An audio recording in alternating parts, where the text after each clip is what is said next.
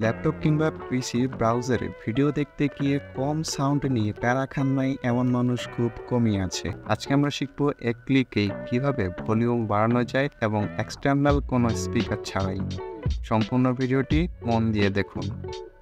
আমরা সরাসরি চলে যাব আমাদের ভিডিওর ডেসক্রিপশনে, সেখানে একটি লিঙ্ক দেওয়া রয়েছে। আমরা সেটি কপি করে আমাদের ব্রাউজারে পেস্ট করব।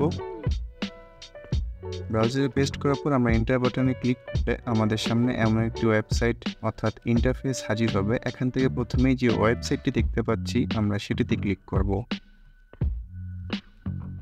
ওয়েবসাইটে ক্লিক করার পর আমাদের সামনে এমন একটি ইন্টারফেস হাজির হবে। আমরা এখান থেকে simply just add to Chrome বাটনে ক্লিক করব। এখান থেকে আমাদের একটি পপ আপ ওপেন হবে। আমরা এখানে অ্যাড এক্সটেনশন এই বাটনে ক্লিক করব। অ্যাড এক্সটেনশন বাটনে ক্লিক করার পর আমরা দেখতে পাচ্ছি আমাদের ডাউনলোড অলরেডি স্টার্ট হয়ে গিয়েছে এবং ডাউনলোড শেষ হওয়ার পর অটোমেটিক এক্সটেনশনটি আমাদের ক্রোম ব্রাউজারে অ্যাড হয়ে যাবে।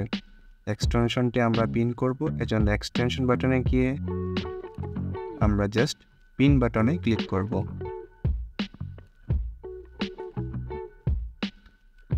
ব্যাস, আমাদের কাজ একদম শেষ।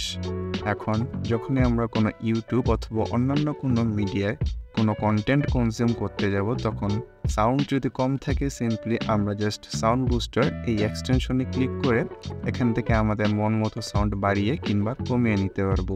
তবে সবার জন্য সাজেশন থাকবে, খুব বেশি সাউন্ড বাড়াবেন না, এতে করে আপনার স্পিকারের ক্ষতি হতে পারে।